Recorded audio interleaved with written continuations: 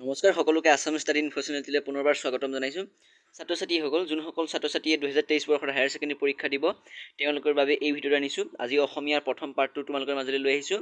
তোমালোকে ৰিকুৱেষ্ট কৰি আছিলে যে অসমীয়াৰ কেইটামান কুৱেশ্যন এনচাৰ দিব, তো আজি মই তোমালোকৰ মাজলৈ পাৰ্ট 1টো লৈ আহিলোঁ আৰু তোমালোকৰ মাজলৈ পাৰ্ট লৈ আহিম। তোমালোকে আমাৰ চেনেলটো ছাবস্ক্ৰাইব কৰি থবা, নটিফিকেশ্যন বেলটো অল কৰি ৰাখিবা আমাৰ দৈনিক ভিডিঅ'সমূহ পাই থাকিবলৈ।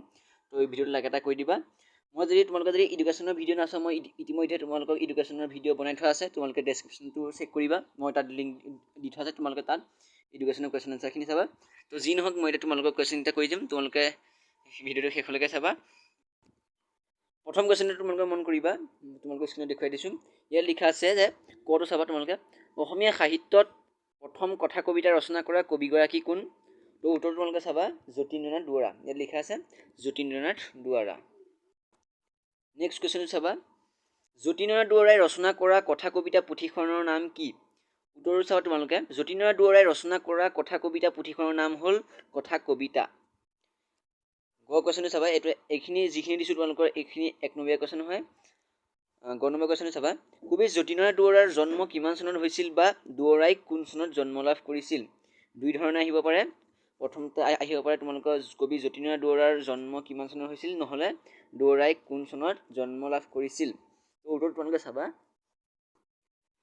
1892 চনত শিৱসাগৰৰ আমোলাপট্টিত যতীন্দ্ৰনাথ দুৱৰাৰ জন্ম হয়। এইটো তোমালোকৰ উত্তৰটো। ঘ কুৱেশ্যনটো তোমালোকে মন কৰিবা, কুৱেশ্যনটো আছে যতীন্দ্ৰনাথ দুৱৰাৰ উমৰ তীৰ্থ কোনগৰাকী ফাৰ্চী চুফী কবিৰ কাব্যৰ ভাৱানুবাদ? অথবা কুৱেশ্যনটো আহিব পাৰে উমৰ তীৰ্থ পুথিখনি কোনখন পুথিৰ ভাৱানুবাদ? তো উত্তৰটো তোমালোকে চাবা যতীন্দ্ৰনাথ দুৱৰাৰ উমৰ তীৰ্থ পুথিখনি ফাৰ্চী চুফী কবি উমৰ খায়ামৰ ৰুবাইটৰ ভাৱানুবাদ। এইটো কুৱেশ্যন হৈ গ'ল। এবাৰ নেক্সট কুৱেশ্যন তোমালোকক কৈছোঁ, উমৰ তীৰ্থ কাব্যপুথিৰ মূল কি? উত্তৰটো চাবা উমৰ তীৰ্থ কাব্যপুথিৰ মূল হ'ল উমৰ খায়ামৰ ৰুবায়ত। কুৱেশ্যনটো তোমালোক আকৌ এবাৰ কৈছোঁ, উমৰ তীৰ্থ কাব্যপুথিৰ মূল কি? উত্তৰটো হ'ল উমৰ তীৰ্থ কাব্যপুথিৰ মূল হ'ল উমৰ খায়ামৰ ৰুবায়ত। প্ৰথম কুৱেশ্যন তোমালোকে মন কৰিবা, যতীন্দ্ৰনাথ দুৱৰাই অসম সাহিত্য সভাৰ কোন স্থানত অনুষ্ঠিত অধিৱেশনত সভাপতিত্ব কৰিছিল? অথবা কুৱেশ্যনটো আহিব পাৰে অসম সাহিত্য সভাৰ সভাপতিৰ পদ দুৱৰাদেৱে কিমান চনত আৰু কোন অধিৱেশনত অলংকৃত কৰিছিল? উত্তৰটো হ'ল 1955 চনত গুৱাহাটী অনুষ্ঠিত অসম সাহিত্য সভাৰ অধিৱেশনত যতীন্দ্ৰনাথ দুৱৰাই সভাপতিত্ব কৰিছিল বা অলংকৃত কৰিছিল। এই কুৱেশ্যনটো তোমালোকে ভালদৰে চাবা, মই তোমালোকক এবাৰ দেখুৱাই দিছোঁ। এবাৰ নেক্সট কুৱেশ্যন তোমালোকক আগবঢ়াই নিছোঁ মই। মগনিয়াৰ পাতটি ক'ৰ পৰা সংগ্ৰহ কৰা হৈছে? উত্তৰটো হ'ল মগনিয়াৰ পাতটি যতীন্দ্ৰনাথ দুৱৰাৰ কথা কবিতা নামৰ কথা কবিতাৰ পুথিখনৰ পৰা সংগ্ৰহ কৰা হৈছে। কুৱেশ্যনটো তোমালোকক আকৌ কৈছোঁ, এইটো কুৱেশ্যন অত্যন্ত প্ৰয়োজনীয় হয়। মগনিয়াৰ পাতটি ক'ৰ পৰা সংগ্ৰহ কৰা হৈছে? উত্তৰটো হ'ল মগনিয়াৰ পাতটি যতীন্দ্ৰনাথ দুৱৰাৰ কথা কবিতা নামৰ কথা কবিতাৰ পুথিখনৰ পৰা সংগ্ৰহ কৰা হৈছে। নেক্সট কুৱেশ্যন তোমালোকে মন কৰিবা, ৰোজ সাহিত্যিক তুৰ্গেনিভৰ কোনটো কথা কবিতাৰ লগত মগনিয়াৰৰ সাদৃশ্য আছে? অথবা কুৱেশ্যনটো আহিব পাৰে কোনটো ৰোজ কথা কবিতাৰ লগত মগনিয়া কবিতাটোৰ সাদৃশ্যতা দেখা যায়? উত্তৰটো হ'ল দ্য বেগাৰ নামৰ ৰোজ কথা কবিতাটোৰ লগত মগনিয়াৰ কবিতাটোৰ সাদৃশ্য আছে বা দেখা যায়। এবাৰ নেক্সট কুৱেশ্যন তোমালোকে মন কৰিবা, এইটো কুৱেশ্যন এটা গুৰুত্বপূৰ্ণ কুৱেশ্যন। যতীন্দ্ৰনাথ দুৱৰাই সাহিত্য অকাডেমী বঁটা লাভ কৰা কবিতা পুথিখনৰ নাম কি? অথবা কুৱেশ্যনটো আহিব পাৰে যতীন্দ্ৰনাথ দুৱৰাই কোনখন কাব্য গ্ৰন্থৰ বাবে সাহিত্য অকাডেমী বঁটা লাভ কৰিছিল? আকৌ এবাৰ তোমালোকক কুৱেশ্যনটো কৈ দিছোঁ, যতীন্দ্ৰনাথ দুৱৰাই সাহিত্য অকাডেমী বঁটা লাভ কৰা কবিতা পুথিখনৰ নাম কি? অথবা যতীন্দ্ৰনাথ দুৱৰাই কোনখন কাব্য গ্ৰন্থৰ বাবে সাহিত্য অকাডেমী বঁটা লাভ কৰিছিল? তো উত্তৰটো তোমালোকক মই কৈ দিছোঁ, যতীন্দ্ৰনাথ দুৱৰাই সাহিত্য অকাডেমী বঁটা লাভ কৰা কবিতা পুথিখনৰ নাম হ'ল বনফুল। বনফুল হ'ল যতীন্দ্ৰনাথ দুৱৰাই অকাডেমী বঁটা পোৱা লাভ কৰা কবিতা পুথিখন হ'ল বনফুল। নেক্সট কুৱেশ্যনটো আহিলে, কথা কবিতা ৰচনা কৰোঁতে কোনগৰাকী আফ্ৰিকাৰ লেখিকাৰ দ্বাৰা যতীন্দ্ৰনাথ দুৱৰাই অনুপ্ৰাণিত হৈছিল? অথবা কুৱেশ্যনটো আহিব পাৰে কাৰ ৰচনাৰ আলামত দুৱৰাই কথা কবিতা ৰচনা কৰিছে? তো উত্তৰটো হ'ল কথা কবিতা ৰচনা কৰোঁতে আফ্ৰিকাৰ লেখিকা অলিভ চাইনাৰৰ দ্বাৰা যতীন্দ্ৰনাথ দুৱৰাই অনুপ্ৰাণিত হৈছিল। অলিভ চাইনাৰ। ছাত্ৰ ছাত্ৰীসকল, এইবাৰ তোমালোকৰ মাজলৈ মই 2 নম্বৰ কুৱেশ্যন কেইটামান গুৰুত্বপূৰ্ণ কুৱেশ্যন এনচাৰ লৈ আহিছোঁ। তোমালোকে যদি ভিডিঅ'টো এতিয়ালৈকে লাইক এটা কৰা নাই তেনেহ'লে ভিডিঅ'টো লাইক এটা কৰি দিবা আৰু তোমালোকে যদি মোক ইনষ্টাগ্ৰামত ফ'ল' কৰিব বিচাৰে তেনেহ'লে তোমালোকে মই ডেছক্ৰিপশ্যনত লিংকটো দি থোৱা আছে তোমালোকে ফ'ল' কৰিবা আৰু তাত মেছেজ কৰিবা মোক লগ ধৰিব বিচাৰিলে তোমালোকে তাত মেছেজ কৰিবা তো যি কি নহওক এতিয়া কুৱেশ্যনটো মই কৈছোঁ তোমালোকক নেক্সট কুৱেশ্যনটো যতীন্দ্ৰনাথ দুৱৰাই লিখা দুখন কবিতা পুথিৰ নাম লিখা উত্তৰটো হ'ল যতীন্দ্ৰনাথ দুৱৰাই লিখা দুখন কবিতা পুথিৰ নাম হ'ল এক লিখিবা তোমালোকে বনফুল আৰু দুই লিখিবা উমৰ তীৰ্থ আকৌ এবাৰ তোমালোকক কৈছোঁ এইটো কুৱেশ্যন গুৰুত্বপূৰ্ণ হয় যতীন্দ্ৰনাথ দুৱৰাই লিখা দুখন কবিতা পুথিৰ নাম লিখা উত্তৰটো তোমালোকে লিখিবা যতীন্দ্ৰনাথ দুৱৰাই লিখা দুখন কবিতা পুথিৰ নাম হ'ল এক বনফুল আৰু দুই হ'ল উমৰ তীৰ্থ এইটো হৈ গ'ল এবাৰ নেক্সট কুৱেশ্যন তোমালোকক মই কৈছোঁ খ কুৱেশ্যনটো আহিলে মগনীয়াজনৰ শৰীৰৰ চমু বৰ্ণনা দিয়া উত্তৰটো তোমালোকে চাবা মগনীয়াজন এজন বুঢ়া বেমাৰী হাড় ছাল ওলোৱা লোক তেওঁৰ ওঠ শেঁতা চকু দুটা ৰঙা আৰু গাত ফটা কাপোৰ হাত দুখন ওখ আৰু অপৰিষ্কাৰ লগতে তেওঁৰ শৰীৰ অতিকৈ দুৰ্বল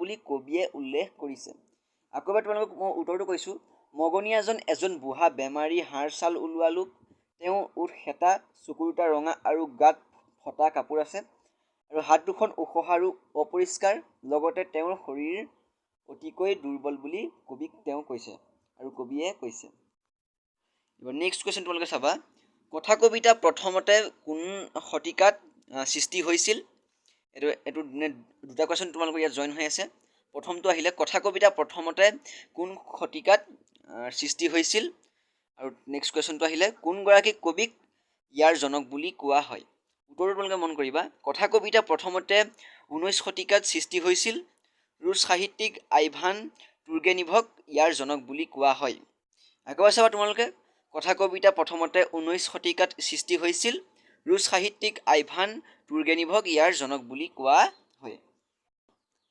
স্ক্ৰীনত দেখি থকা তোমালোকে এইটো কুৱেশ্যনলৈ মন কৰিবা কথা কবিতা প্ৰথমতে কোন শতিকাত এইটো মই ক'লোঁ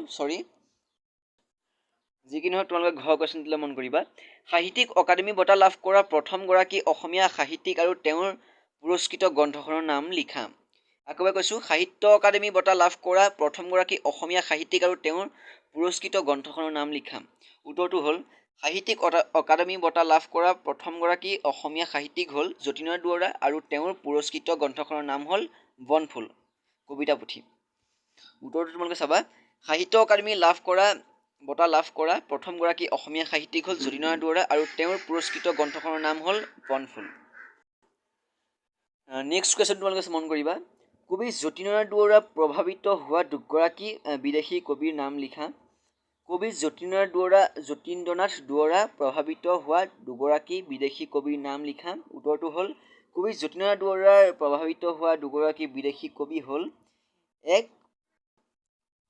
উমৰ খায়াম ফাৰ্চী চুফী কবি আৰু দুই হ'ল আইভান তুৰ্গেনিভ ৰুছ সাহিত্যিক এইবাৰ তোমালোকক মই 3 নম্বৰ কুৱেশ্যন কৈছোঁ তোমালোকে বহীত লিখি ল'বা 3 নম্বৰ কুৱেশ্যনকেইটা কুৱেশ্যনটো আহিলে কথা কবিতা বুলিলে কি বুজা কথা কবিতাৰ 5টা বৈশিষ্ট্য লিখা ইয়াত দুটা কুৱেশ্যন জইন হৈ আছে কথা কবিতা বুলিলে কি বুজা কথা কবিতাৰ 5টা বৈশিষ্ট্য লিখা উত্তৰটো হ'ল কথা কবিতা এক প্ৰকাৰৰ কবিতাই ইয়াত ভাৱ প্ৰকাশৰ মাধ্যম ৰূপ গদ্য কথাকহে নিৰ্বাচন কৰি লোৱা হয় কথা কবিতা পদ্যময় ৰচনা কথা কবিতাক আমি কবিত্বময়ী গদ্যক ভাৱ কথা লিখাৰ ভংগী বা ৰীতি বুলিব পাৰিম কথা কবিতাৰ 5টা বৈশিষ্ট্য তোমালোকক মই কৈছোঁ এক আছে কথা কবিতাৰ ৰূপকৰ সমাৱেশ থাকে আৰু ই প্ৰায়ে ৰূপকাত্মক দুইটো হ'ল কথা কবিতা চিত্ৰধৰ্মিতাৰ ওপৰত প্ৰতিষ্ঠিত 3 হ'ল ভাৱেই ইয়াৰ প্ৰধান বস্তু ইয়াত মাত্ৰ এটিহে কেন্দ্ৰস্থ ভাৱ থাকে আৰু 4টো হ'ল কথা কবিতাৰ ধ্বনি ভাষাৰ ব্যঞ্জনা মাথোন আৰু 5 হ'ল কথা কবিতাৰ লক্ষ্য হৈছে ৰূপ বা দৃশ্য বস্তুৰ সজীৱতা আৰোপ কৰা কথা কবিতাৰ লক্ষ্য হৈছে ৰূপ বা দৃষ্টি বস্তুত সজীৱতা আৰোপ কৰা নেক্সট কুৱেশ্যনটো আহিলে যতীন্দ্ৰনাথ দুৱৰাৰ দ্বাৰা ৰচিত 3খন কাব্যগ্ৰন্থৰ নাম লিখা উত্তৰটো হ'ল যতীন্দ্ৰনাথ দুৱৰাৰ দ্বাৰা ৰচিত 3খন কাব্যগ্ৰন্থৰ নাম হ'ল বনফুল উমৰ তীৰ্থ আৰু আপোন সুৰ কুৱেশ্যন মই একেবাৰে কৰিছোঁ যতীন্দ্ৰনাথ বৰাৰ দ্বাৰা ৰচিত তিনিখন কাব্যগ্ৰন্থৰ নাম হ'ল নাম কি লিখা বুলি আছিলে কুৱেশ্যনটো আৰু উত্তৰটো হ'ল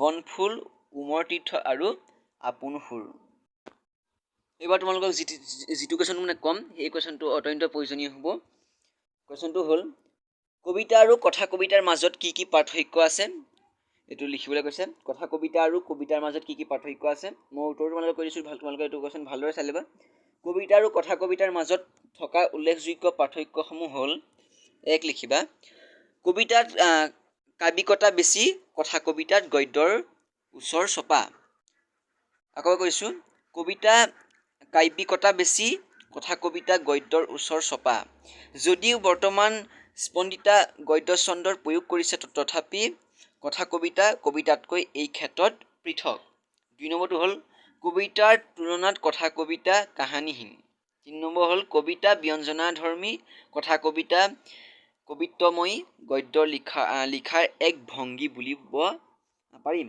আকৌ কৈছোঁ তোমালোকৰ 3 নম্বৰটো কবিতা ব্যঞ্জনাধৰ্মী কথা কবিতা কবিত্বময়ী গদ্য লিখাৰ এক ভংগী বুলিব পাৰি